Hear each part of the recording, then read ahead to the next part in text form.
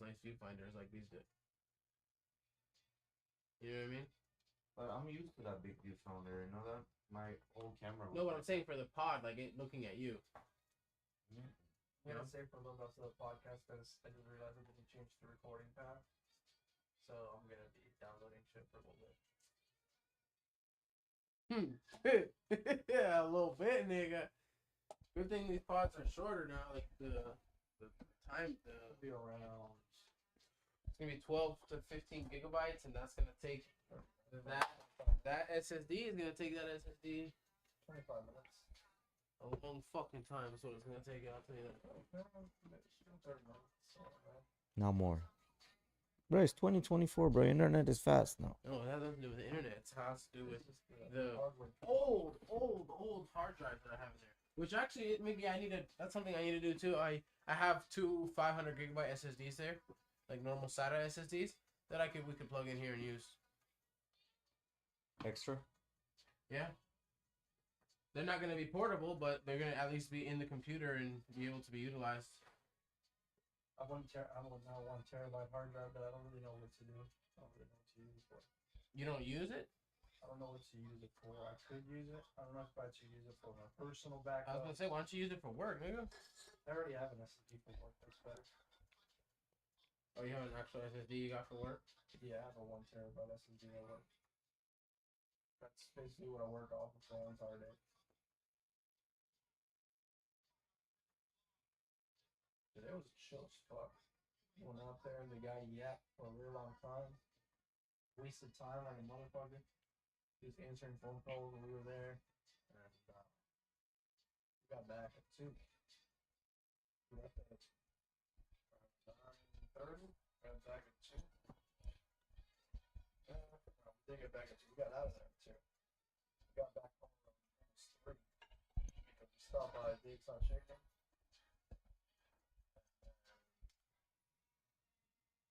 Chilled at work, checked posts, did like a little bit of photos, a little bit of website stuff, and home. Eventful day for the most part. Alright, let's get it started. I'll be able to ask for that vape easier now, Mickey. It's a little wow. Let me see that shit.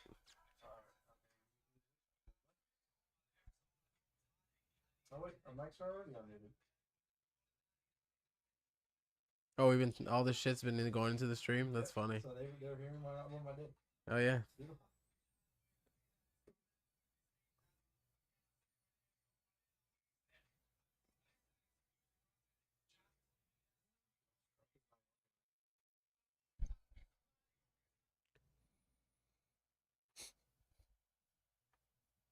Hey guys, welcome back for another episode of the GhettoRig podcast. For those who don't know, my name is Eddie.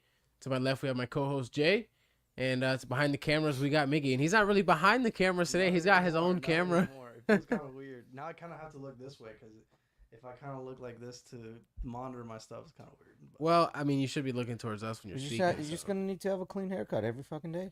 Yeah. Instead of that back hair, how bro. expensive that would be, dude. I know, bro. You better get good gotta at get that. my money right. Get good at that clippers by yourself. Nah. I can't do that. It's too expensive. So yeah, things are changing. We moved around the room a little bit. I got rid of a desk that was in here, so it feels a little more spacious. This table was able to get moved back a little bit. Before we get into it, let's not forget about our official sponsors, the UFC Gym in Largo and Pinellas Park, Vitality Wellness Center. Go check those things out, guys. Links are in the description. If you're in the area, you gotta go see those things. Guys, Grand opening on the 28th for Largo. just give you a heads up, man. I went there yesterday, and the place is coming along like crazy. The amount of badass equipment that's there, it's insane. Stay tuned. There's a cool video coming out soon. I hope Tony gets it out soon. Of me and Corey doing some stuff in the cage, some promo in the cage. It was pretty cool. Yeah, the equipment, the quantity of equipment, the quantity of things that is there right now is insane. The floors are in. The equipment is basically done. Its place looks badass. It really, really looks badass. Like, honestly, I don't even know if it's going to take them that long to get it all ready. I think they're almost there. Like, the jiu-jitsu room is pretty much done. They're waiting to put the pads the bags down. I mean, I think it's tomorrow's looking good. officially the last day that these guys are in there putting in the equipment. Yeah. So after and to put in all the equipment, all the flooring has to be in. So I'm assuming they finished probably the flooring last night or Well, today. flooring was pretty much done. Yeah, it was almost basically done. Yeah. Probably finished that up. The cage and the majority of the equipment was already in. They tried to finish putting the rest of the equipment, and that was really it. I mean, they had to put the bags up at the mats in the Yep. bag room, which I'm pretty sure they did that today. Yeah. Because that was They had it all literally the prepped when only I left on flooring left. Wednesday. Yeah, that was really the only flooring left. Yeah, because they put in the majority of the mats in the BJJ room. That looks awesome. I can't wait to roll around in there. Mm. The cage That is mat really cool. mat area looks badass, bro. That BJJ mat area looks long. It's perfect for warm ups. You know what I mean? Because you go back and forth with the rolls and things The like cage is fucking huge. that. Yeah, it's you talking insane. about the octagon? Yeah, the cage. It's so big. And that's the small one. That's the Apex cage. Yeah, that's not the same size as. It's not necessarily a small one, right? Because if you go and you look in some promotions, some lower promotions, you'll find 18-foot cages. You know. Oh yeah. But as But- far as UFC goes, that's the Apex cage. Yeah, that's the smaller cage that they Mhm. use at the Apex Arena. That's what the UFC has their arena in Las Vegas. That it's a little bit smaller. That's where they did all the fights during COVID. Mm-hmm. I mean, it looks badass. It looks really badass. Like the whole jiu-jitsu mat looks badass. And the cool part about the jiu-jitsu mat, it's not pieces. It's not little tiny pieces like most gyms. No, It's so one it's big one long piece. strip that goes down. The strips are about. They're wide as fuck. Actually, now that I think about it, I don't even know. Yeah, they're pretty wide, and then they get velcroed over and overlapped each other. They're So there's no actual seam. Yeah, there's no seam, which means your toes are gonna stay healthy and not broken. Yeah. I don't know. I can't wait to roll in it. The cage is really fun. It's the mat isn't as thick as you think it is, and it's cool because for example, the promo video that we did, I'll give you a little teaser. Corey did like a nice little judo toss on me, and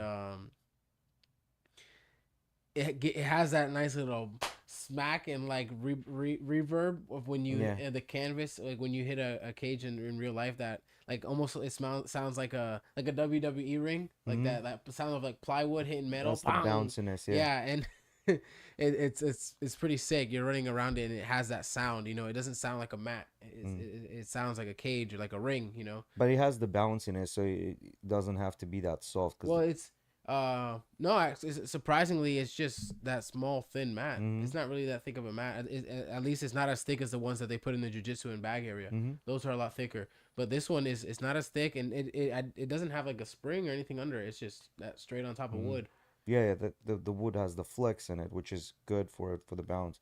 But anyway, the place looks badass. Like I just went and check out. Music was blasting. They were able to get the music going while I was there, so that was kind of cool. I waited until they got the music going so I could just like throw some stories in with that. So it was pretty badass.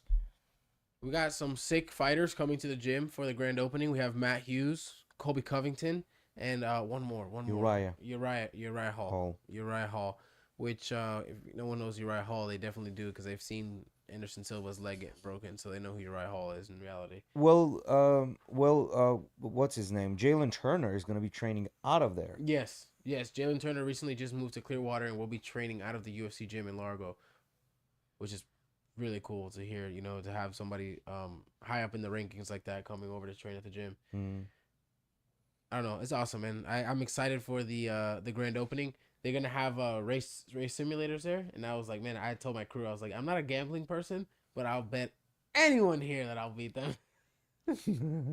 And I told Arthur that. He's like, where the fuck are they gonna put it? And I was like, I'm pretty sure it's going inside somewhere, or unless they're putting it like in a booth, which I did confirm. Arthur, they're putting it inside. Kids room or no? No. I don't know exactly where it'll go, but that's just for the grand opening. Oh, okay. That's just for the grand opening. One of these, one of the vendors that we got is bringing out a race simulator. Oh, that's cool. Yeah. There's a bunch of stuff that we have going on for the grand opening. I mean, not only do we have all these fighters, race simulators, they've got vendors coming out with food trucks. We have beef bootleggers, which is Michael mentioned them last time that he just sponsored them. They'll be out front grilling meat. We've got all kinds of stuff going on that day. Come check it out for sure, guys. It's gonna be awesome. We have classes running that day as well. So there'll be classes to go and take too. So awesome! It's gonna be an amazing day. Yeah. You know what I can't wait for? Call of Duty. Call of Duty. I want the new Black Ops to fucking come out so bad. So dude. I played it a little Is bit. the beta still available for? No, the beta's not up anymore. I did see though, so I have to confirm with you, Miggy, because it was supposed to be only over for during 2 weekends. I think it was right, or like a small period of time where it's like the pre-order got it first, people Yeah. that purchased it, and then they had an open beta. Yeah, I don't really care about playing the beta anymore. I really just want to play the real game, but I just can't wait for it. The beta had a very limited amount of guns and stuff like that. But it was okay. The Omni movement is very weird. I mean, it's something that I feel like to really be good at and have fun with, you're gonna have to playing on controller, or else your arm's gonna hurt with fucking mouse and key. I like playing with the keyboard. So much Personally, easier for me. Yeah, I feel like keyboard and mouse. I'm a lot more precise with the keyboard compared to a controller. Controller, man, they got that aim assist though. At the end of the day, that shit's so annoying. I mean, you watch kill cams and you can just see it. You can just see that shit, and I don't know, but that shit's interesting. I would like to. I'm gonna definitely play it. I'm definitely gonna play it. I'm gonna get it for free with Game Pass, not for free, but I'm gonna get it included with paying for Game Pass. So why not play it? Sure. Why not? And zombies, round-based zombies coming back. I fucking love zombies. I mean, The zombies are pretty cool. I mean, I didn't get to try it in the beta, but we'll see. I it might can play be a one of little those things with nowadays, especially with leveling up guns is a big thing and getting whatever's meta at the time kind of thing. Zombies can be good for leveling up guns quickly sometimes. Especially when you're in higher lobbies and you bit. It have depends to. on how they implement that progression system, though. Yeah. Yeah, it also because at certain times it was really easy to level up your guns during zombies, and then during certain patches they nerfed the shit out of it, so it wasn't so easy. But, Cold War Zombies used to crash my computer, so I stopped playing it. Really, I Yeah. played a shit ton of Cold War Zombies. I played a shit ton of that. More Cold War Zombies than I probably played actual Cold War. I think. I spent countless hours on Kino der Ton. I don't know. Back in the Wii, there was a glitch, and I used to play on the Wii. on the Wii. There was a glitch that you would just sit on top of the stairway, and they would just line up right under you, and you would just nade them, whatever the fuck. It was fun. Zombies are fun. I think it's one of those things where you play for so long and it feels chill. It almost feels like a passive game at certain points, and then there's certain points where you're like on the tip of your chair, like about to die. It's been there. You're 70 rounds in, and you're about to fucking die off the dumbest shit, like some stupid decision you made. It's never that serious, whatever. though. It's just that's why it's not for me. It's never really that serious of a game for me. Do you ever beat the zombies, or they just keep coming? They just keep They coming. keep coming, like the spinners. They keep spinning. Yeah, the zombies, they just keep coming. You go round after round and round, and every round there's progressively more zombies, and each round the zombies have more and more Stronger, health, right? And then they have like the boss zombies kind of thing, right? Where there's special ones that have special effects and powers and shit. You showed me the gameplay before. I just didn't know if there's like an end to it, or they just like I'm not sure The if there's really story mode, but- yeah, but I mean there's a story to zombies, right? When there's like a progression, because the way zombies starts is when you go into the zombies mode, you're usually in like a secluded part of the map. Yeah. And you have to kill a certain amount of zombies to open certain doors to go to other parts of the map, right? And so you start progressing. And then there's this thing called Pack-a-Punch. It's this machine that you basically like put your gun in and it gives like cool special effects. That's when you see like zombies gameplay of them shooting like lasers and stuff. And then in zombies, there's also what is it called? The laser, what is it? Ray gun. Ray gun, right? The ray gun. And then that's like overpowered as fuck. It's just fun. Talking about Ray Gun. You know whose name was also Ray Gun? Ray gun. Yeah, the Australian breakdancer. Her name is Ray Gun, or B-boy Ray.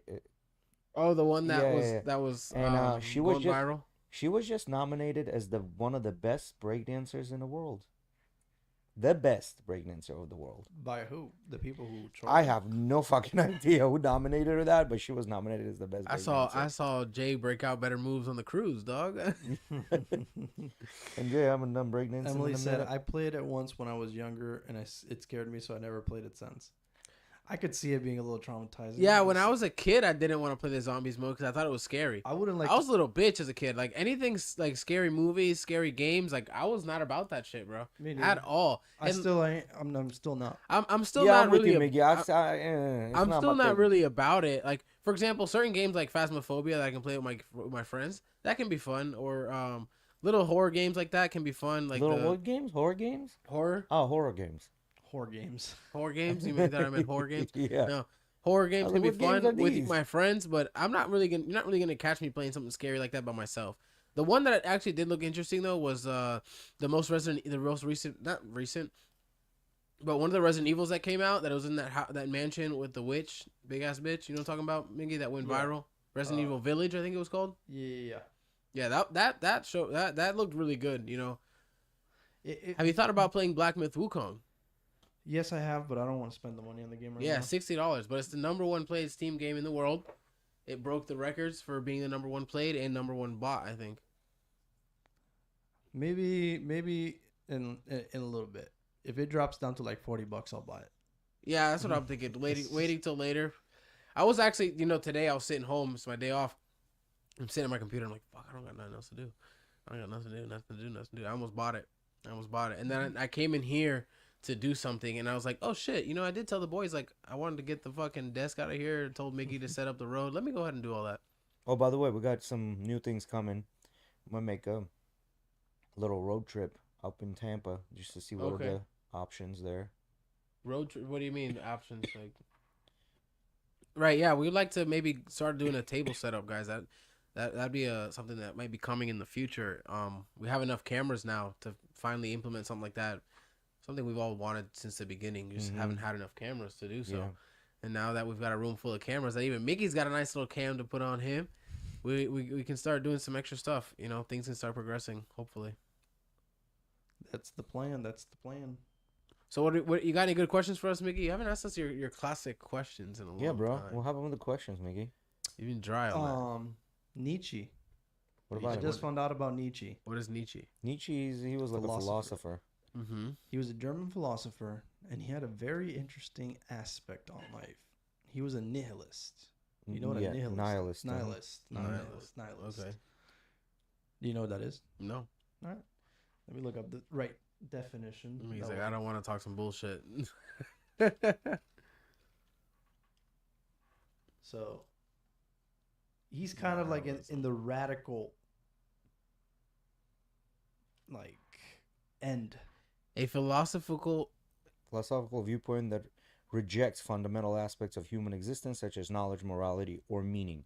It's often associated with extreme pessimism and a radical skepticism and condemns existence.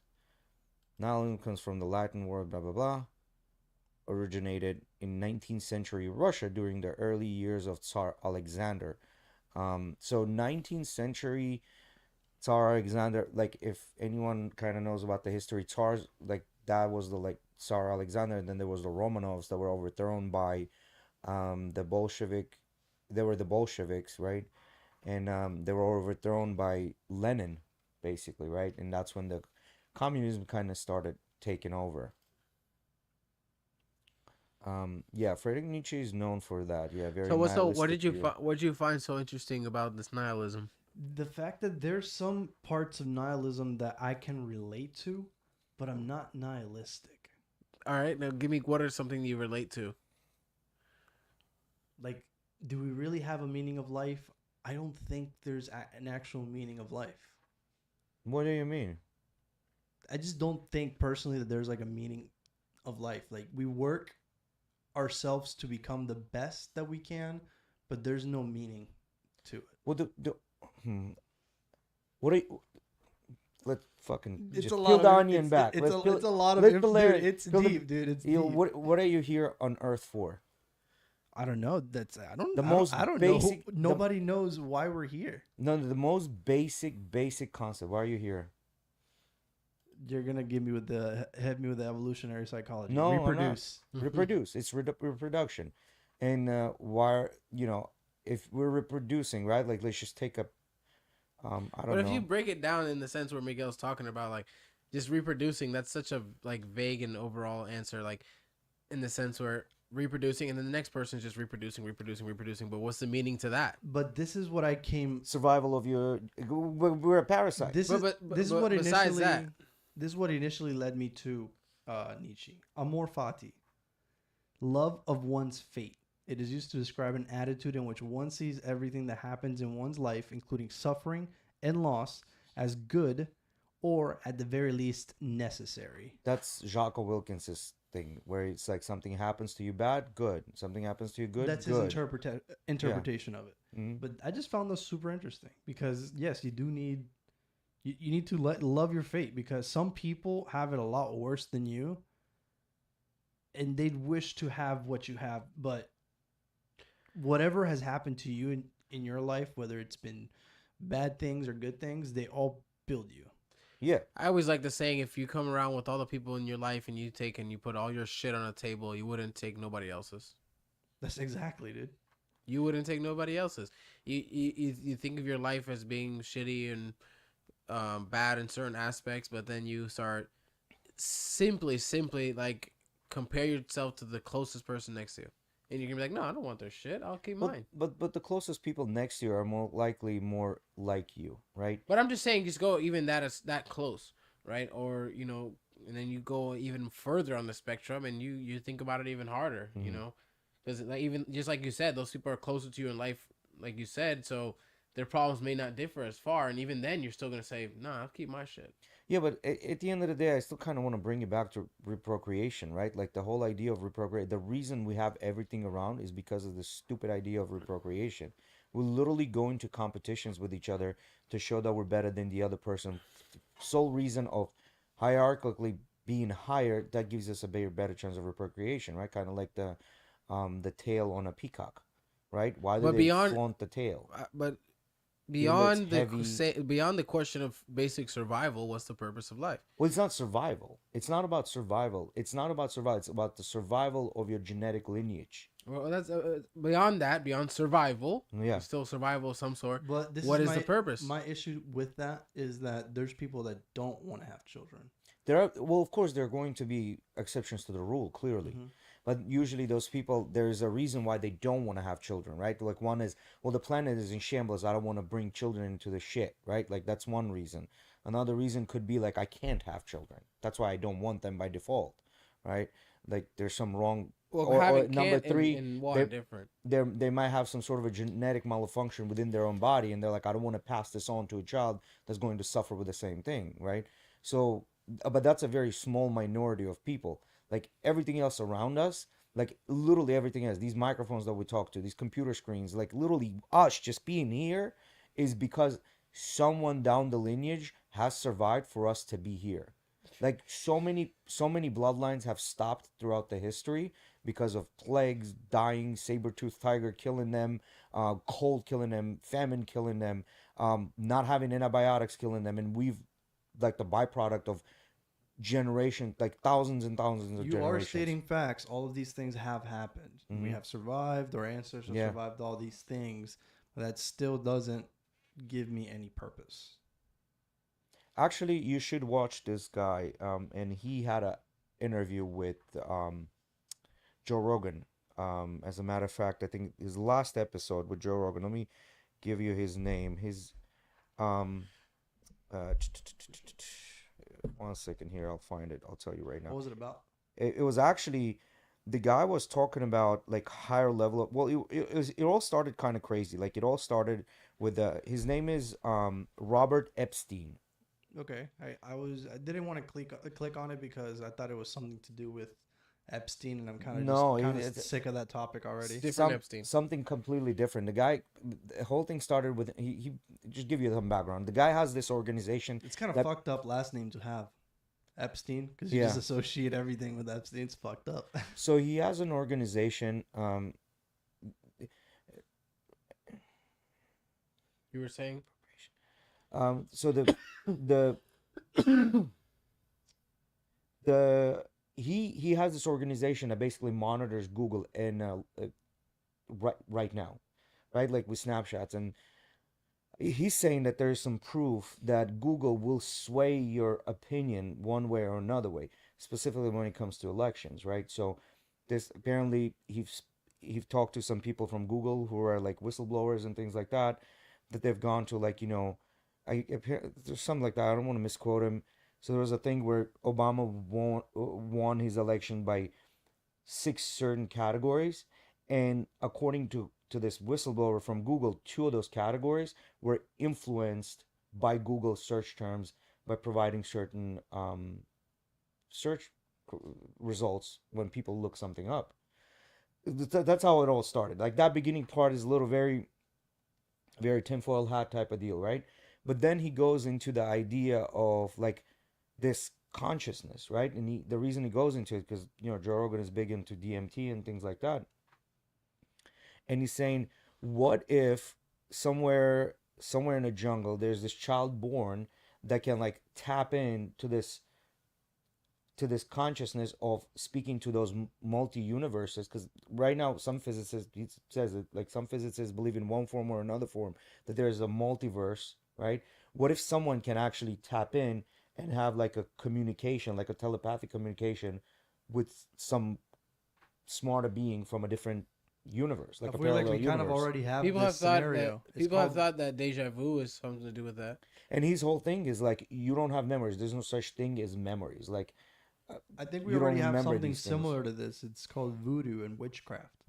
yeah. So that his whole idea was like, people see ghosts and like this voodoo and things like that, talking to dead. And it's like, what if there was like this genetic malfunction where you could like tap into this DMT, because your body basically produces DMT at very small quantities. And what if you can like produce that at higher quantities? You force your body to produce it at higher quantities and be able to control it. Where apparently, if you take DMT and you go into these, into the psychedelic visions, whatever, it quickly disappears. Like you can't remember, and then like within months you'll remember little snippets of it, right? Like, but you don't remember that. But most people will say that their experience they've had, it was as real as it gets, even realer than the life that they're living currently, right? So he's saying, what if you can tap into that? What if these are not just like your mind? It's not that your head is creating these, but there's actual, like, you're living in a different universe, like you're seeing different things, right? You're hearing voices. Like, what if these voices are from like something else out there? So you should listen to that then. Maybe maybe I like don't give you know. a little bit of a perspective, like a different perspective on this. Hmm. And apparently they're studying now. Apparently the labs are there and they're studying how to like, there's that Sistine Chapel, like the God and Adam kind of like touching fingers. Mhm. Like they're saying, we kind of know what the some sort of a connection exists, but what's in between that connection and how does it, we don't know. And it was saying like we're all like this micro. The way he explained it is like this microphone takes your voice in and then like processes it and puts it out volume for somebody else to hear. Because our bodies is that, like, our eyes will take light pollution, convert it into neural pathways, the neural signals through pathways, and then now you see shit. Same thing Right. with hearing. Everything, yeah. Yeah, All like your cat senses. whiskers do things. Birds detect the magnetic fields. That's why they migrate south or north.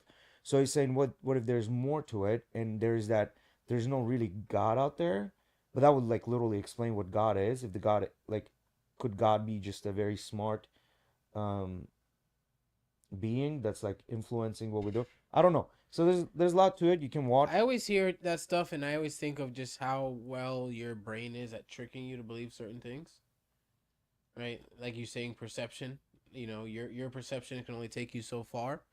So Well, maybe see, your dad got a good idea. No pinch in the other universe. Maybe there's like better pinch there. Maybe there's like pinch that you would drink. pinch. Yeah, maybe there's pinch that you would drink and it lasts you longer. Or at least like this a delicious version of pinch that doesn't bite, but it loosens you up. You know what I mean? I don't know. So I don't know. It was a pretty interesting podcast. Now I'm not saying that I ate I swallowed the pill.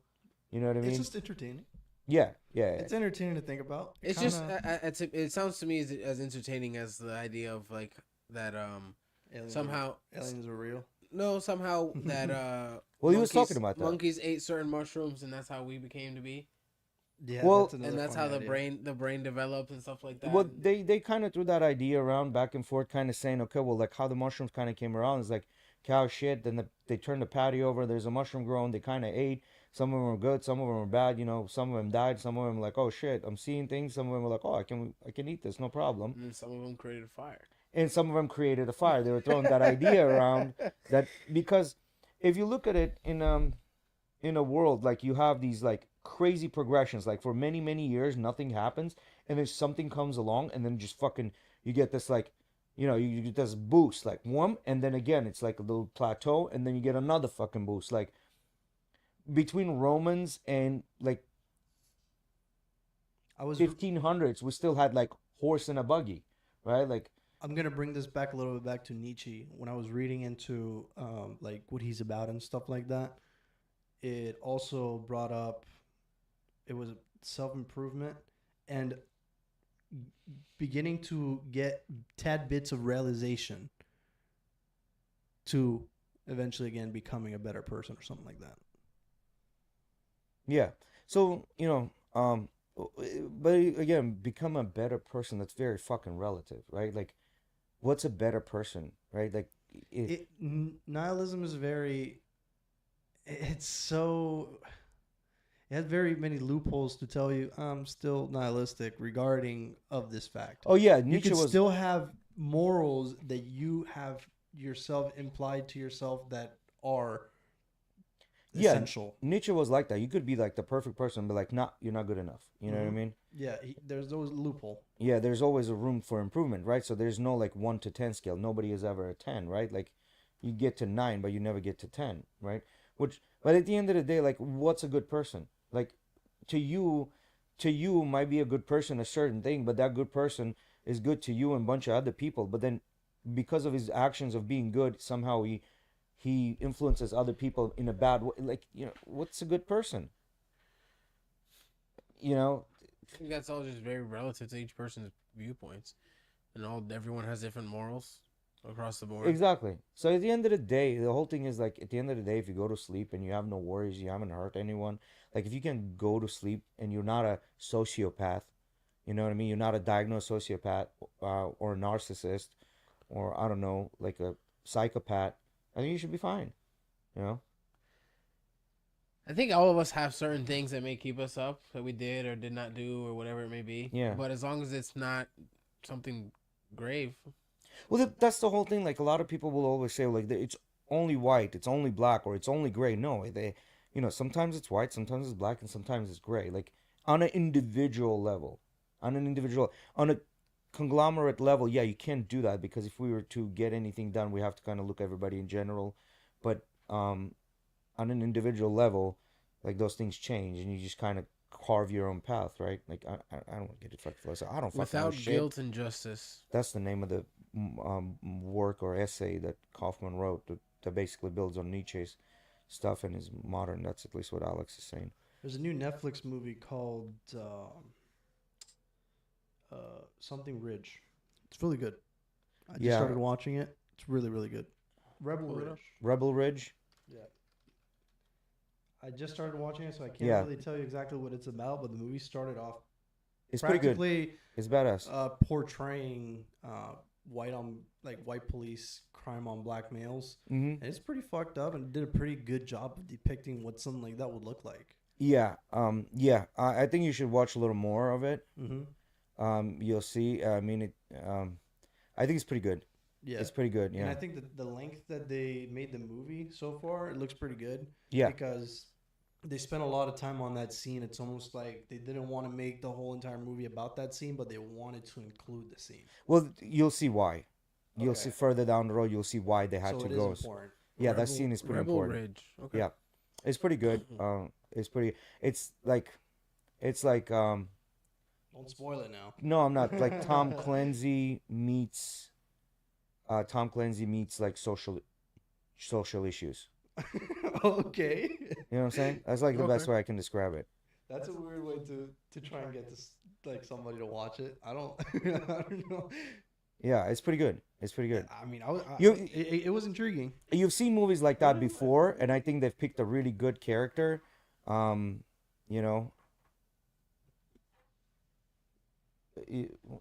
good, guys? I can't find my phone. Oh, I thought you were looking for your pen. Yeah. No. So it's pretty good. I say watch it.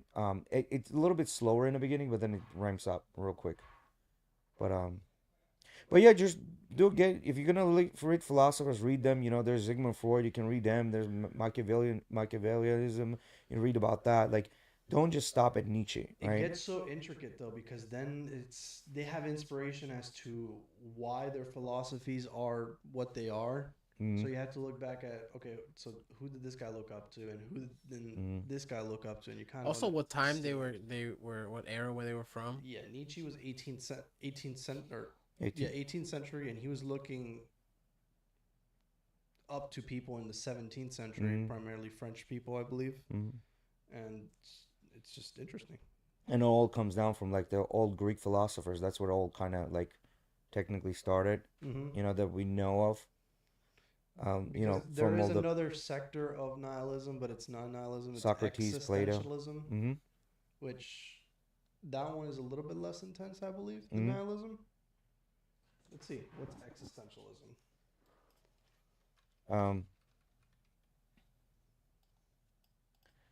Pull up the definition. Philosophical movement that explores the meaning and purpose of human existence. It emerged in the mid-20th century and emphasizes the importance of individual experience and freedom of choice. Existentialists believe that people have free will to determine their lives and that their choices and actions shape their identity. They also believe that people are responsible for creating meaning in their lives rather than relying on religion or a higher power. See, this is something I could get behind. Yeah. A little bit less extreme. Well, it's the complete opposite, right? Not the complete Basically. opposite. They just don't believe that. No, they just believe there's no such thing. They believe that we're responsible for creating meaning in our lives. In nihilism, they believe that it doesn't matter what you do. Yeah, but this is more on an individual level. Nihilism, I think, encompasses everything, individual and like outside of it. This is on a just individual level. Like you're it, and no one else is just like you, which is correct. However, I think like the little thing of existentialism, it forgets that we're more alike than we're different. You know? Do you think in the near future we're gonna go, instead of look it up on a library, look it up on ChatGPT? Yeah. That's how. You know what's the best way works. I can describe we're more alike than different? For example, if you're taking refugees from, let's say, Ukraine to Poland, Polish and Ukrainian people are pretty similar in their traditions and ways of thinking versus Poland taking people from Somalia. Does that make sense? Could you repeat that again? Sorry. The way I can describe like the existentialism, or like that we're more alike than we're different, is like in groups of people. Like for example, Poland taking refugees from Ukraine versus Poland taking refugees from Somalia. The refugees from Ukraine, they'll be able to jive and blend better with the Polish society versus refugees from Somalia or something like that, you know? Alex said, Because of the differences in... if you like Nietzsche, look into Walter Kaufman. He's built on Nietzsche, but more modern. Without Guilt and Justice is my recommendation from Kaufman's writing. The new series, Fight Night on Peacock, I think, is good as fuck. The School of Life is a good YouTube channel if you want to get into theories and school of thoughts. Okay, I'll look into that. Appreciate it. So according to ChatGPT, key difference is existentialism accepts that life has no inherent meaning but asserts that the individual have the power and responsibility to create their own purpose. Nihilism argues that life is utterly meaningless and there's no point in trying to create meaning or value.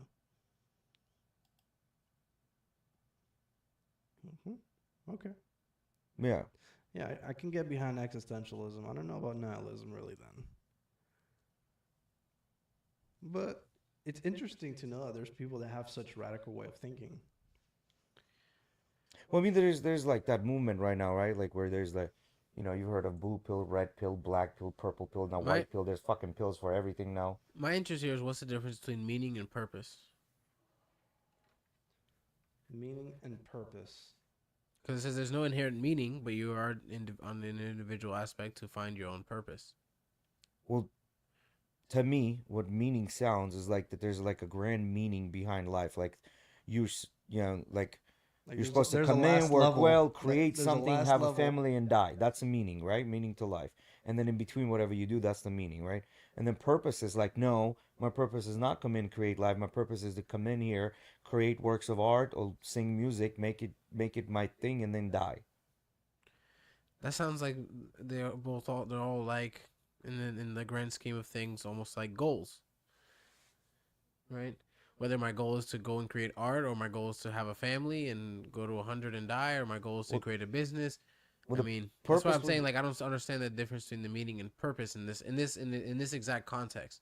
You know what I mean? I would think meaning in this case would be more universal, where purpose would be more individual. What's the difference in purpose between the two? We're about to break the Chat GPT server. But you didn't right tell now. it meaning. Huh? In meaning, you said? No, you're good. Leave it. Let's see what it says. Yeah, individuals must create their own purpose Mm. in a world without inherent meaning. Okay. Even though existence might seem absurd or meaningless, to focus on personal freedom and the responsibility to define one's values and goals. I feel like that can all just spread across different things though. Like, if imagine you're living in a world where somehow it takes a hand from everyone to help out with everyone else surviving as well. That would mean we all have some kind of inherent meaning. So what you're saying is like that kind of like the quintessential communist idea, like the Marxist idea, like the book idea, not what's been put. But like we're all an essential cog in the like if you machine. don't do your job, like the fucking whole system falls apart. Yeah, kind of thing. Mhm. Then you would be, and like that would be your meaning, I guess. Your meaning to life. No, that would be your purpose. Your Your purpose? individual purpose. Meaning Okay. of life would, I think, in my opinion, meaning is more universal. Meaning like, Okay. what I mean by that is that you and I and Miggy might have a meaning that kind of aligns about life, and like bunch of people around us have the same type of a meaning to life. That's why they keep living life, and then somebody else might have their own little meaning. But I think meaning is more like universal across. Like it's kind of like a universal goal versus individual goal. That's the best way I can describe it, maybe. I'm still confused because I Yeah. feel like purpose could be the same. Yeah. I don't know. I feel like we're spending too much time on meaning and purpose. Yeah, philosophers did too. Yeah. See, here's the thing, like why I don't get That's into. true. Here's the thing why I don't get into too much into philosophers. I listen to so many TED Talks of philosophers coming out, and they'll start talking about their theories and ideas, and then they'll start doing this, and you're like, bro, like what's the end? And like give me something, and you don't get nothing, right? Like that's It's the like whole the- idea of philosophy. Like there's It's no like those fucking. mermaid documentaries. They've come up with like 30 of them, but none of them show a mermaid. I think it's one Yeah, of those yeah, where it's like exactly. Oh, the Bigfoot, you know, The the en- Bigfoot show that went on for 7 fucking seasons. the Never saw entire a damn the Bigfoot. entire thing is instructional without the last 5 steps. Yeah, that's literally what it is. You know, it's like And then they're like, "Go do it." it's like listening to the guy that like doesn't have any money, doesn't have any nice cars. Crackhead for some meaning in life, dude. Well, and crackhead might give you like a better meaning to life than you would ever do, right? Because of his experiences. But the point here Give is, a crackhead $20. and it'll give you all kinds of meaning of life. is. Yeah, bro. He'll write you a fucking novel for $20. What do you mean? And then that novel is probably going to be one of the best things you ever read. Like, I honestly believe in that. But what I'm trying to say is, like, getting a guy that's never done, like, those hard things, but tells you to do the hard things because he has a blueprint to it, because he sat and studied and read a bunch of books on how to get a Ferrari, but he never got a Ferrari on his own. Like, he knows the theory, but he never put it into work. Kind of like, you know, kind of like some of these professors, right? Like, dedicated their entire life to being professors since they're younger. They're never really worked with financial markets. They never really like sat down and been a CFO of a company, but they'll sit down and tell you exactly how to break down a financial statement. You know what I mean? And you're like, oh shit, yeah, like this is how you do it. But they've never done that on their own. They've never influenced anything, right? You know, So I learned today that's how I that- look at I philosophers. learned today that appearance can do a lot for business, because this guy Yeah, brought this metaphor to my attention, and he said, fact. I had this guy that a friend or whatever that he was selling insurance back in Carolinas, and at first he was selling a crap ton of them, but he was selling insurance, and he was arriving with an old beat up Honda. But then it got to this point where he was able to afford a Cadillac, and he bought a really nice sporty Cadillac, and then he started pulling up to people's houses with the Cadillac. People stopped buying. Yeah, And he called up his homie, and he was like, "Yo, why aren't these people buying, bro? Who would buy from a guy pulling up in a Cadillac? I'm trying to buy insurance. This guy's selling me on this bullshit, and he's already driving a Cadillac."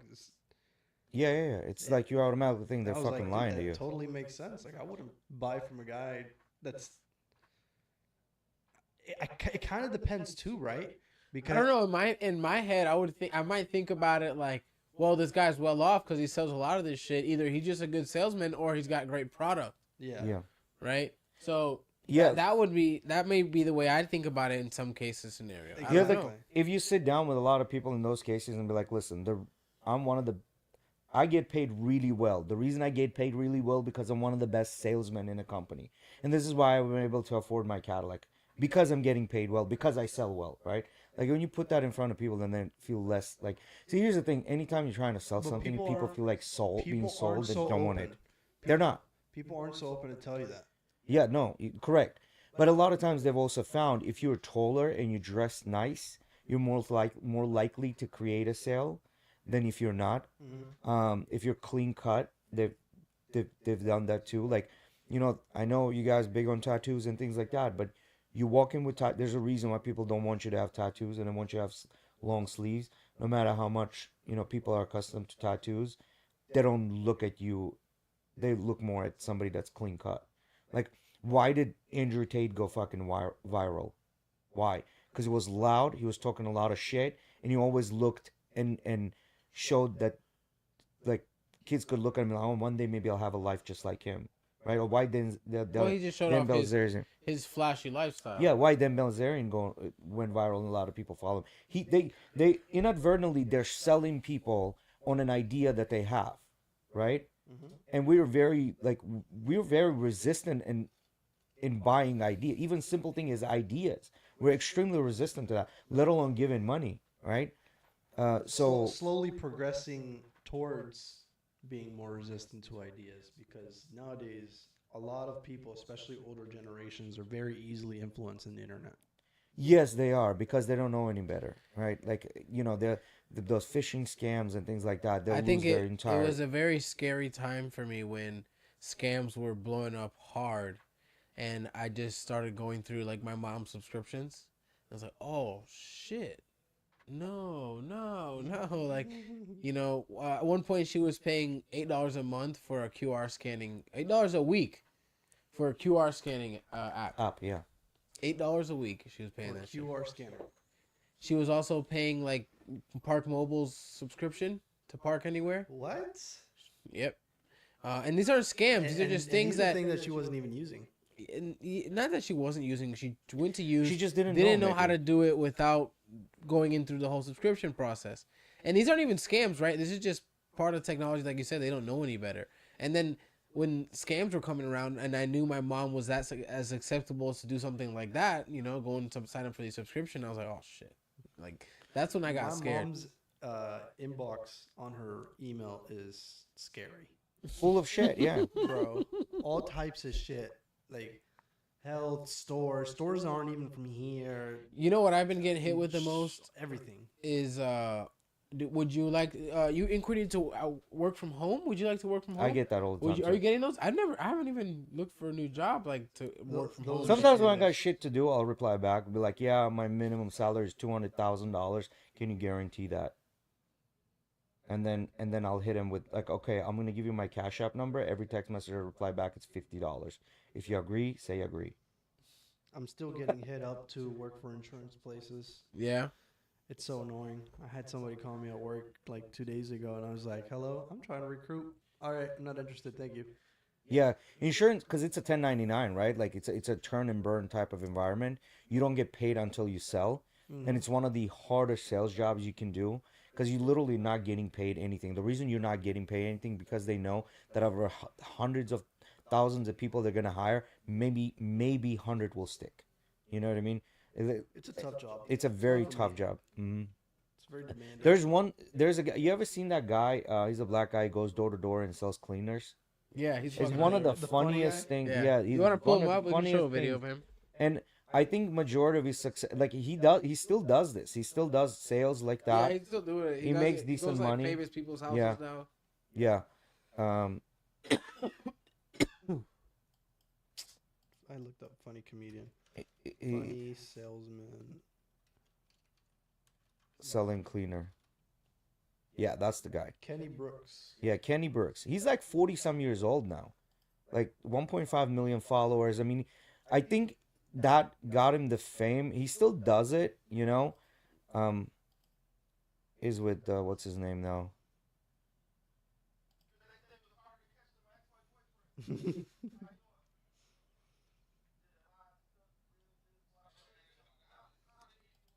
Bro, that's rich homie Quan. Yeah. R.I.P.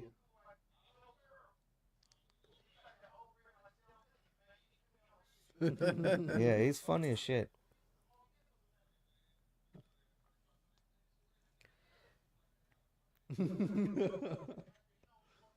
You get ice cream.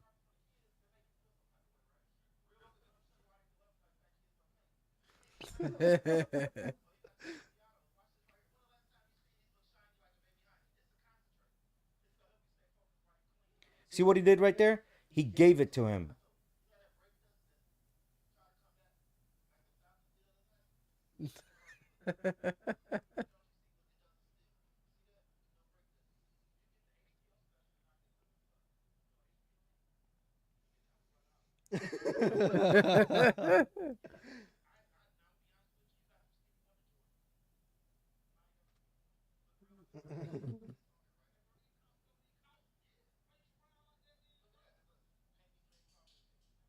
Call me what? Pay me great, call me pickle.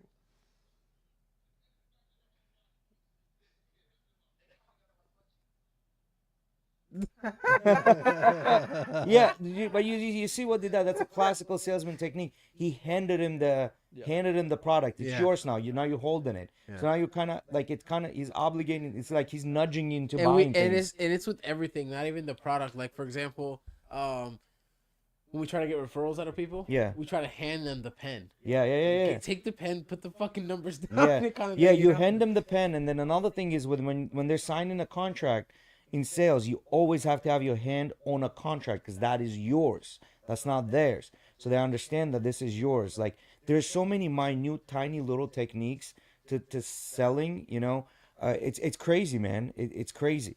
There's, you know, This guy's hilarious though. yeah, he's very funny. And that, but again, 8 billion people on the planet Earth. There's maybe what 100 Kennys. You know what I mean? Like this. It He's takes so a funny, though. He talent. should just be a I feel comedian. like Yeah. there's more than 100 Gennings out there. I've seen these guys in Mexico, in Spanish, just going around the beach making funny jokes and selling coconuts and Yeah. You get them in Dominican Republic, cream bro. and They stuff don't like that. leave. Like they don't stop. You know, they don't stop. They keep coming to you, especially on the beach. But the point I'm trying to make, you see Kenny because he's successful, but how many Kennys were there that were unsuccessful and you don't see them? It's same thing with business, same thing with rich people, and same thing with I was actually- successful people. I Right? watched this guy. God damn, what's his name? He's this famous. He's not a pro wrestler, right? He is never did any college wrestling, but he's extremely famous for doing like wrestling clips. We've talked about him that did that ankle pick, right? The ankle picks on the beach. You seen that clip? Yeah, before? that kid that's like $1,000 to take me down. So he fuck, what's his name? Bullies, something like that. Ankle pick, Instagram ankle pick. Yeah, that's the guy. on the The beach. first one. That's it, right? That's it. No, that's not it. I don't know his. I know his you're talking name. about the black guy yeah. that's bald. Yeah. Look up ankle pick, ankle pick, ankle pick on the beach. Because there was a bunch of like in sand wrestling. Bugsy. Look up Bugsy. Put Bugsy with that. Muggsy. Mugsy or Bugsy, something like that. Mugsy wrestling, something like that. There's a couple of guys like that. And it's not just him. Let me see if I can. I don't have my phone on me. Yeah. I don't know where my But what phone I'm is at. trying to say, you know what I've discovered, like through the limited experience that I have, a lot of times when you wrestling. see people like this, that are like viral and famous, usually the products and services they offer is complete garbage. Like Say it's, again, who is it? when you see people like that are famous, usually the products and things that you find that they sell is usually garbage. Because they're just good at marketing, right? They're good at marketing, putting their product out, It's Mugsy's. going viral, right? The ones that are really good at their craft, you usually don't hear them because they're just good at their craft. Like that's what they're good at, right? They're not necessarily good at marketing, but they're good at this. And if they find a Well, team that's good at marketing, some of them find teams that are good at it. yes, right? then those are the ones, that they're usually not the face of the marketing. Somebody else is doing the marketing, right?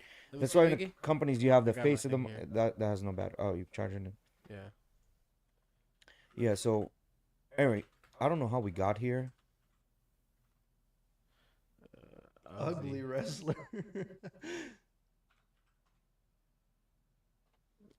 Just do $1,000. Mugsy Bull Junk. This is him. $1,000, you can take me down. This is him. Anyways, this is him. I don't know if you want to find a clip you want to play with. Yeah, that's him.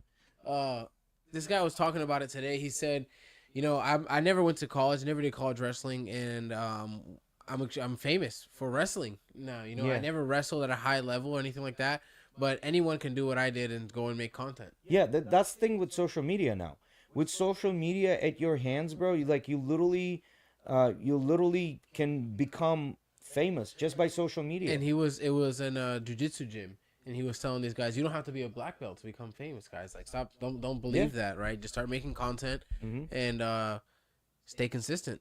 You just got to make it interesting, right? Make it like, as long as it keeps the people, like his story, the whole story that he's not a wrestler and he's doing really well. That right there is good enough, right? Like sometimes I feel like if you're shown that you're an expert in your field, people are like, yeah, he's an expert. Like, what else do you expect, right? Unless you're Gordon Ryan, no one really cares about what you have to say. Unless, you know what I mean? Does that make sense? Yeah. Like if you're just like somewhere in the middle, it is what it is. This is a cool video. This is him with his classic ankle pick. He's showing a purple belt in jiu-jitsu how to do it.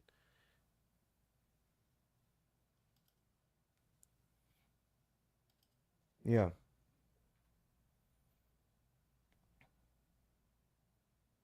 Wrestling's so intense, man. Those guys move like crazy.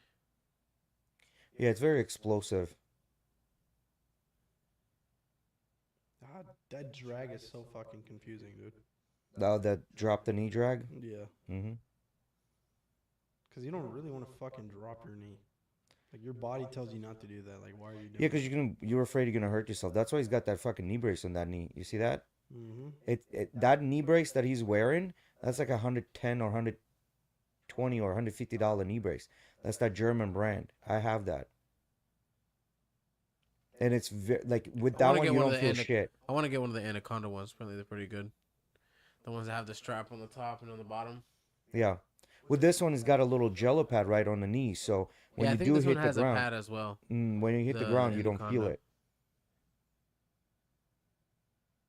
it. What else we got today, boys? I have some stuff. If I have my phone, I could send it, but I have some stuff to show. I got a bunch of shit in there as well. Like it fits right within the topics we're talking about.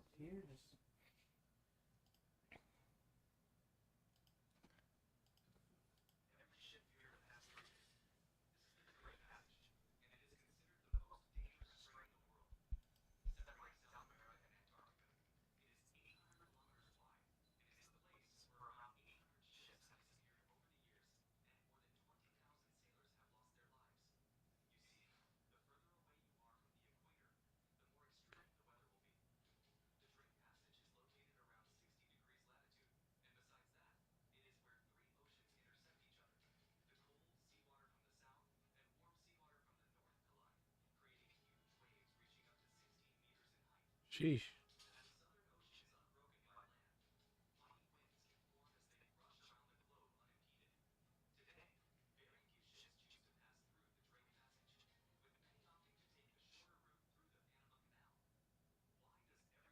Interesting. Which a lot of times that shorter route is actually time-wise it's longer. It's shorter by distance, but it's longer with Panama Canal. That it's notorious. That's why they want to redo the canal. That Drake passage sounds kind of dangerous, though, because I feel like you would have a lot of ice caps build up and you'd have Closer, icebergs. yeah, closer to Antarctica, Arctic, Antarctic. Antarctica, whatever. Is it Arctic or Antarctic? Antarctic is on top, no? That's Arctic, no?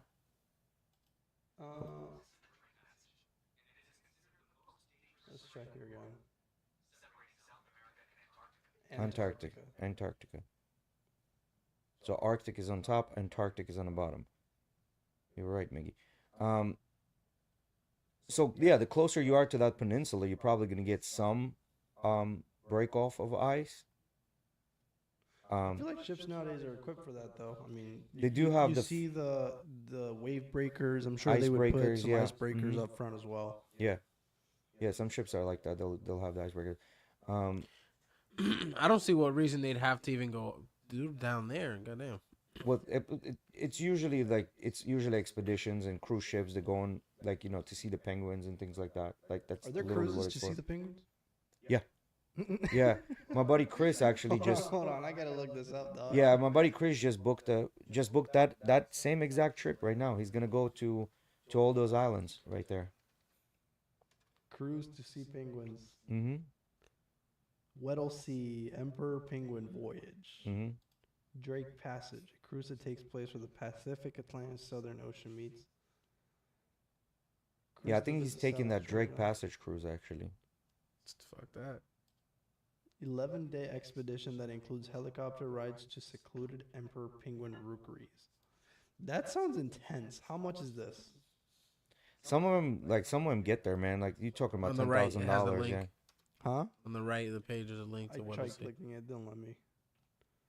Weddell Sea Cruises. Yeah, they're expensive. They ain't cheap. How much we talking? Like $10,000. Damn. Yeah, 12, 30. Yeah, because you gotta 32,000. remember, these are very small cruise ships, like only 100 rooms. Like, these are not big cruise ships. Big cruise ships don't even go there.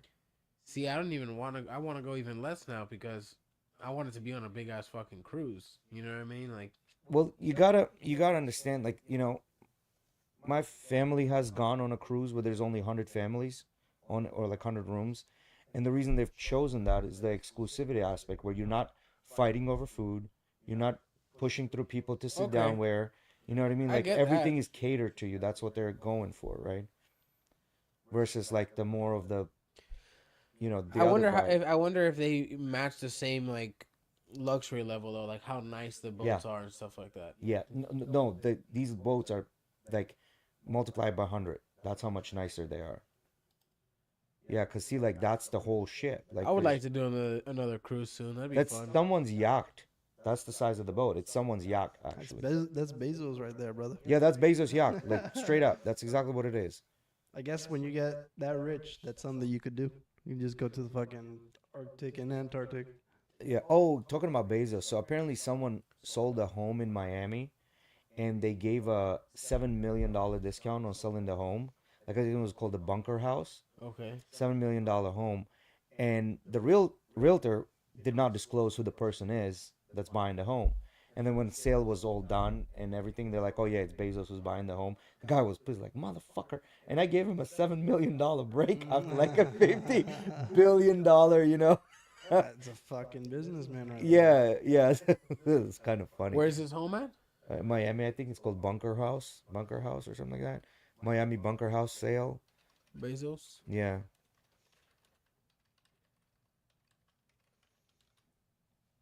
Yeah, there you go.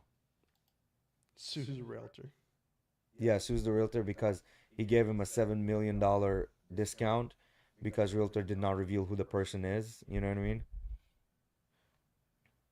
I mean, at the end of it, go down. Let's The just man look at the who sold picture. Jeff Bezos' $79 million mansion in Tony part of Miami Beach is suing the realtor who ended the transaction because it concealed the fact that the buyer of the 2.8-acre estate was the Amazon founder, potentially costing him as much as $6 million, according to a report.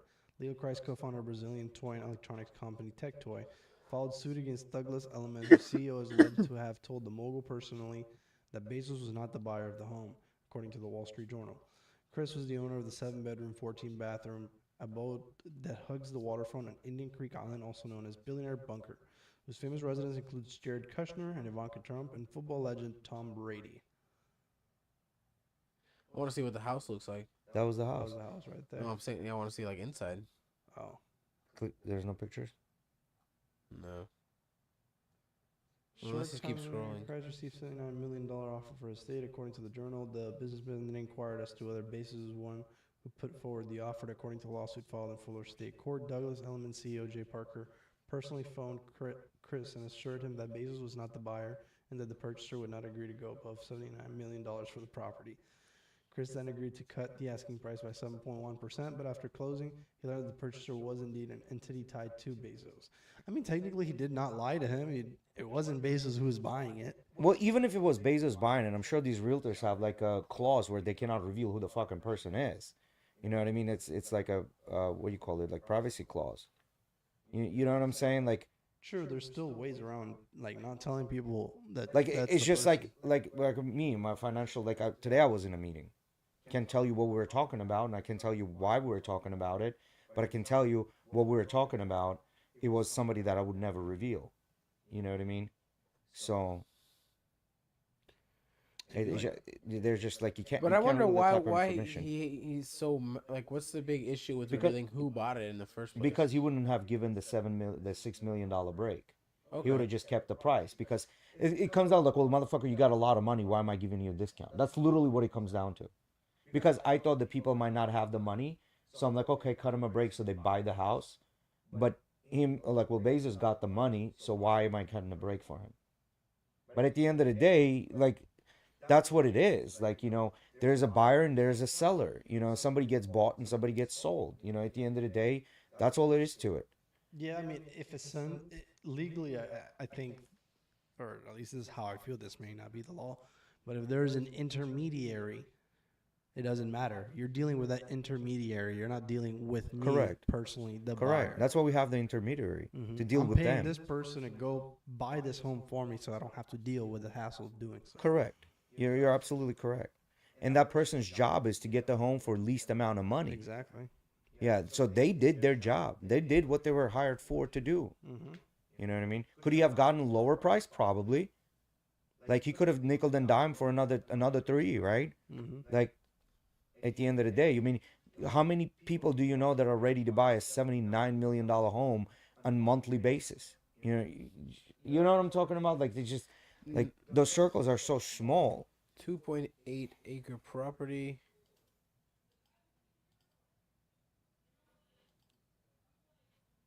Looks huge. Yeah. Looks like it's fucking huge. Yeah, bottom line, man, like people get butthurt, and that's the whole thing. Like, oh, okay, you got money, so I'm gonna take more money from you. I never liked that. Like, if you got a product and this is what it costs, and you're willing to go down in price or go up in price, then do it for everyone. Don't just do it for one person. You know what I mean? Oh yeah, this was pretty interesting. Now, I don't know how true this is, how much of this is propaganda, but it was pretty interesting.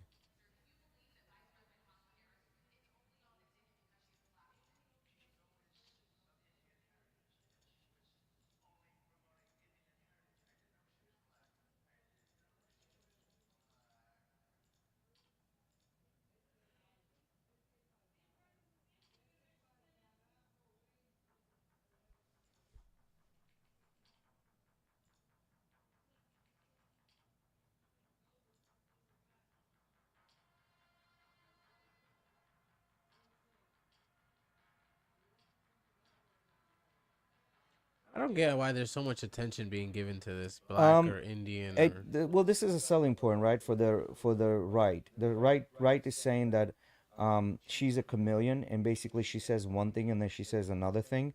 So they're basically trying to put the idea that she's lying on a lot of the things, especially like with her policies. For example, like I don't know if you watched the debate. The she came out as like, quit, like this was her things, like, quit saying I'm taking your guns. I'm not going to take your guns.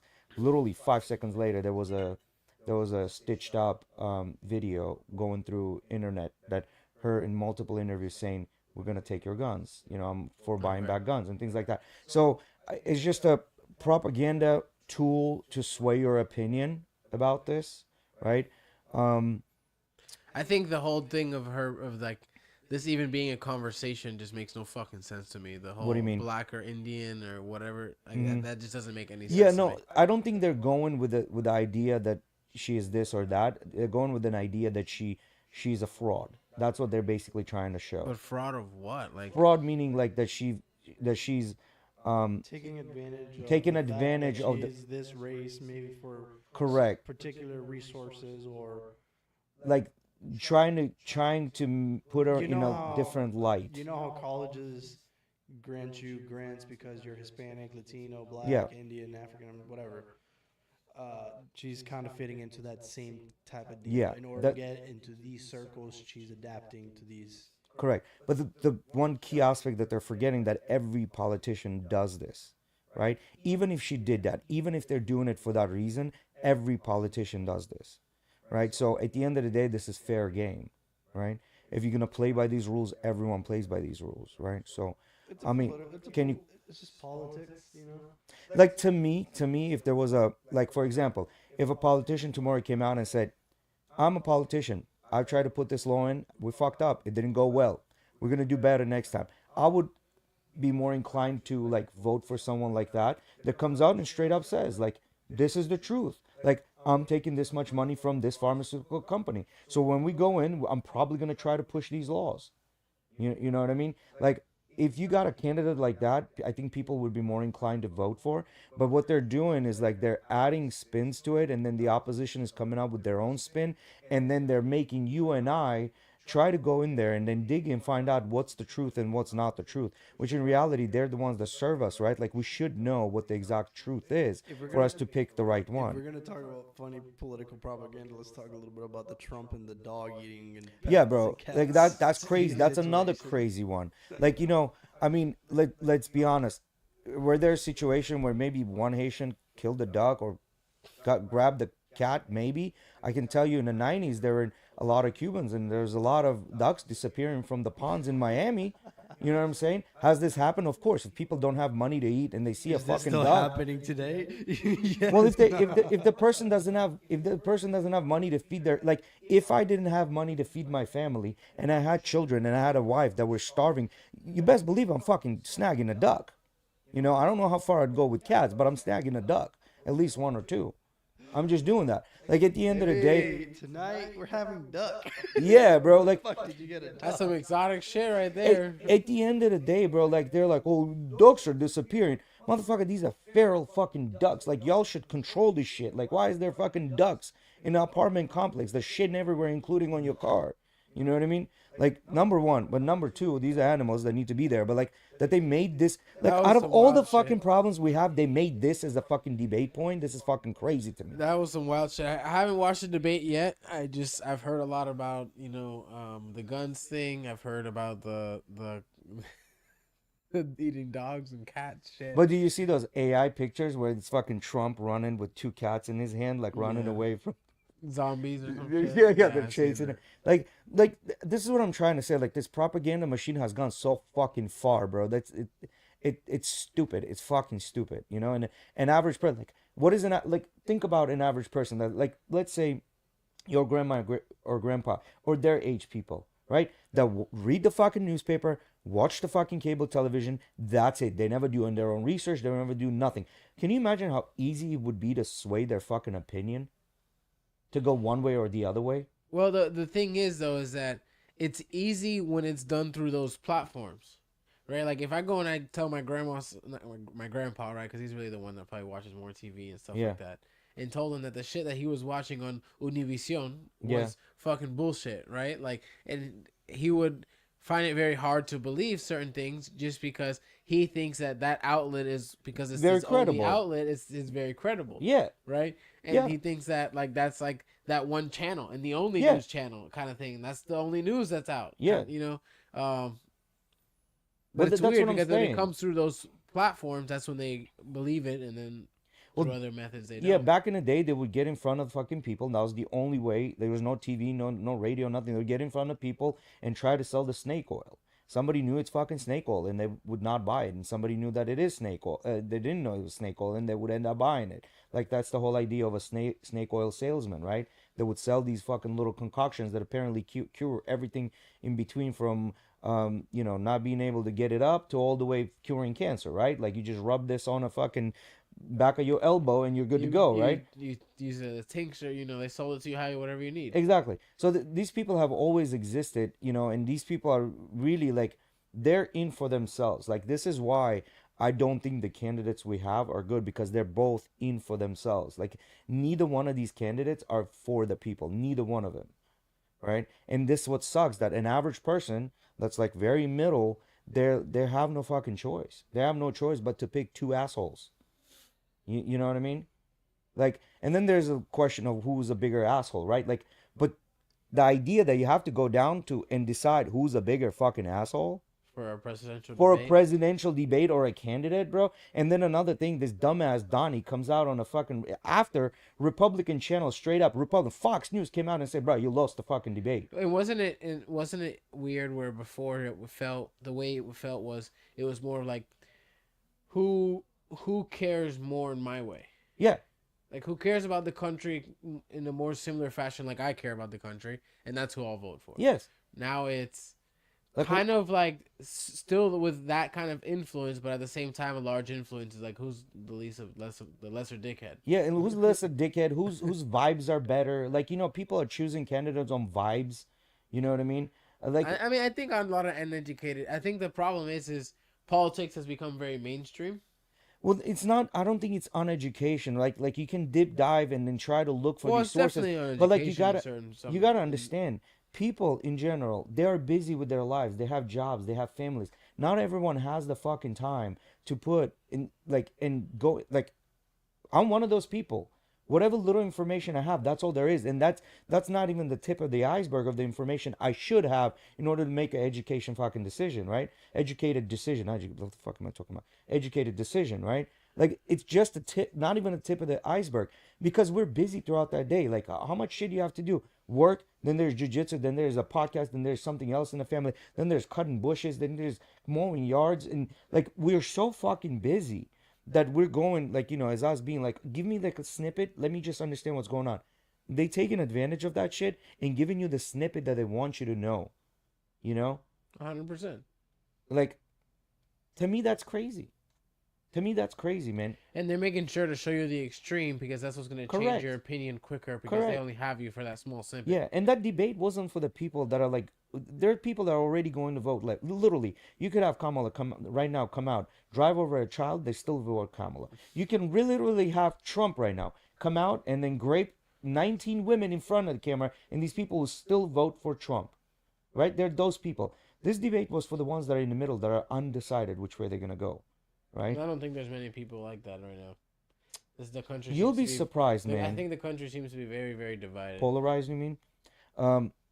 Yes, I believe that. I believe that. Yeah, think yeah. there's There was another one.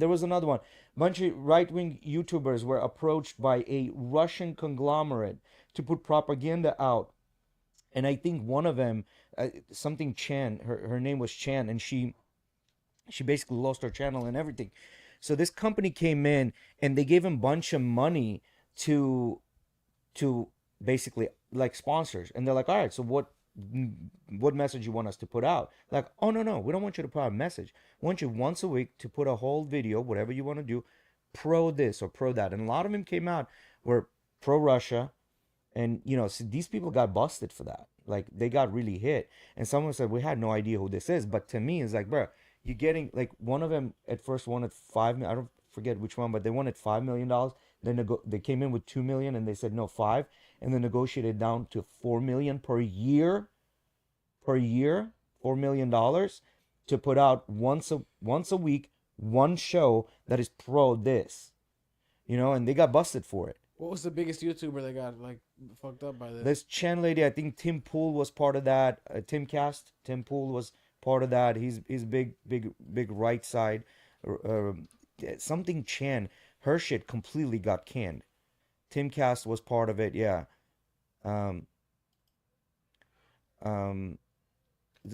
Do something Chan. Do the Russia money for propaganda YouTube.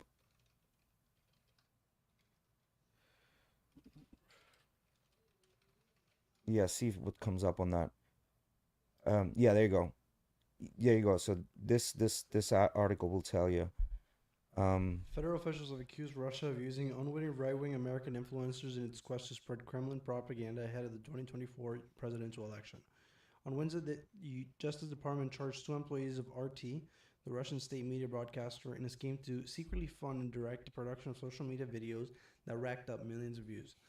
The RT staffers, named in the indictment as Konstantin Kalashnikov and Elena Afanasova, have been charged with conspiracy to commit money laundering and conspiracy to violate the Foreign Agents Registration Act. I think they were like in Ohio or some shit, like some random place. That's where it was registered. With a the name company. like that, Yeah, bro, like straight. Konstantin Kalashnikov. There's no question where you're from, homie. Yeah. They're accused of funneling nearly $10 million to an unnamed Tennessee company that contracted with online influencers Tennessee. with big audiences. The company never disclosed to the influencers or to their millions of followers its ties to RT and the Russian government. Attorney General Merrick Garland RT is their national TV basically. It's like Fox basically is the RT, Okay. or ABC is the RT for them. Details in the indictment match Nashville 10-based Tenet Media, including its website description, a network of heterodox commentators that focus on Western political and cultural issues. Tenet was founded in 2022 by Lauren Chen, a Lauren conservative Chen, there we go. Canadian YouTuber, and her husband, Liam Donovan, whose ex-profile described him as the president of Tenet Media. Chen hosts a show on Glenn Beck's Blaze TV and is a contributor to the right-wing activist group Turning Point USA. Hmm. She wrote opinion pieces for Which is a RT very right group. in 2021 and 2022. According to the indictment, the Tennessee company's founders worked with Kalashnikov and Afanasova, Afanasova, yeah. who they knew were Russian, to recruit influencers to make videos that were published across YouTube, TikTok, Instagram, and X. The indictment says in nearly 2,000 YouTube videos amassed more than 16 million views, which tracks with public statistics on Tenet Media's YouTube channel. Shannon Donovan did a response to the request for comments. The charges against Kalashnikov and Afanasova come as U.S. intelligence officials say foreign efforts aimed at swaying the outcome of the election are escalating. On Wednesday, the government seized 32 internet domains connected to a separate Russian influence operation, while Iran has recently been accused of trying to hack both the Republican and Democratic Yeah, presidential forget all candidates. this, the rest of the stuff. Yeah. But the point here is that, like, think about it this way. You have a YouTube channel and you barely, you're scraping maybe $100,000. Somebody comes in and says, I'm paying you $100,000 a week to put out content. What are you doing? Yeah, they jumped on opportunity. You know what I'm saying? Like, at that point, they didn't even care where the money was coming from, right? I ain't doing it, allegedly. Yeah, now, here's a bigger question I would like to raise. This happened with the influencers. Now, we have Apex, we have lobbyists that will literally go in there and give money to politicians to push this agenda or that agenda. And that is fucking legal. And they're cheaper. That is fucking legal. Like, I don't know who it And was. they're I don't cheaper. remember who it was. I was listening to them, and apparently they said it's like $10,000 to buy a politician. You basically give them $10,000, and they'll pretty much say whatever you want them, whatever you want them to say, or push whatever you want them to push. You understand like the scope of this shit? That like how deep this is ingrained in our society. Is Like, it cheaper to sell an idea or cheaper to sell a product? it's cheaper to sell a dream. If you So an idea. Yeah, you sell the dream, people will buy. Like the whole idea why everyone buys an iPhone. Like this is the craziest thing. The reason people buy an iPhone because it makes you look better in a sense that even your iPhone might be cheaper than the next Android phone, but the iPhone gives you status and people will buy the fucking iPhone. A Mac in general gives you status and people will go and they will go towards. I think that's a major reason as why people buy it. Yeah. Yes. Yeah, forget that this is like, to me, an iPhone is a seamless product. It never breaks, never has any hiccups, nothing. It works. That's why I like it. Very simple. I like it. I don't give a shit that Apple gives me this status on that status. For me, it works. That's why I like it. That's why I like MacBooks. That's why I fucking had to buy anything else in a long time but a Mac because the shit works. Doesn't attract viruses. Like it just works for years and years and years and years, right? But people will get that because of the status that it gives them. Like there's a whole conglomerate. Anyway, with that being like half of our politicians are paid by pharmaceutical companies, man. Like there's so many conspiracies. I don't want to get into tinfoil hat conspiracy theories, but even if you take all those theories and 10%, let's just say 1% of it is correct, That's way too fucking much. Yeah, like if half of the shit that Kennedy talks about, if let's say 1% of what Kennedy talks about is correct, that's fucking bad. That and you know, because the politicians, what they were supposed to do, like politicians were supposed to be a temporary role. You come in, you serve your people, and you get the fuck out. Now you have career politicians that never left. You know, simple thing, AOC, right? AOC 10 years ago was barely scraping bottom of the barrel. Right now she's a multi-millionaire within a short 10 years on a what, $180,000 salary? How? How are you multi-millionaire within 10 years? How? Because you know the shit that's gonna go down. And that's what I'm like, Nancy Pelosi. How the fuck Nancy Pelosi knows what share is going to go up 1 or 2 months ahead of time? How? Lobbyists, ever since I learned the idea of lobbyists in high school, as a high school kid, you understand that. Why the fuck do we have this? Yeah. Yeah, and if there's no lobbying, there's another loophole that a lot of people don't talk about. It's the, what do you call that when you bring somebody in and they give you advice? Advisor. Consulting. Consulting. They have consultant positions in their firms. Let's say it's a big, gigantic law firm that generates a bunch of money, has some pool. They have a consulting position, and a politician will be a consultant for them. Really? What the fuck are they gonna consult them about? They never, like, they've graduated with a law degree, but they never practiced the fucking law. All they did is politics. Yeah. So how the fuck do they know what to consult you on? No, clearly it's their connections. Clearly it's the inside knowledge, like the inside ideas that they have. The head of FBI, she worked with a huge company before she became the head of CIA. You know, not a head. Was it FBI or CIA? She basically resigned after the Trump shooting. Secret The- Service. The Secret Service. There we go. The Homeland Security. Yes, head of Secret Service. Like she used to have all those connections before, and then she came in to work for. Like, is it so interconnected? Once in those circles, bro. Like, is this it? Like that's like game over. Corruption, like my father would say. Yeah, it's all corruption. Let's wrap it up, guys. We're at 10:42 here. Thank you guys for joining us. Thank you for my boys for being here with me doing this. We all love this shit, so let's keep it going. Another episode for you guys. It's nice. This one was interesting. We talked about shit all over the board.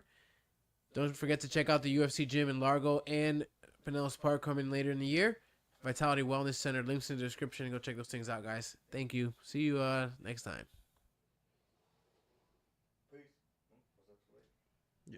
I muted Mike. Yeah, bro, like this is why I don't like these fucking elections, man. Fucking, Fox came out and said, Donnie, you lost. Donnie on a fucking Fox News with a reporter, I won. Why would I do another debate? You fucking dumb shit. You fucking lost. Do you want to win or no? You know what I mean? Whatever.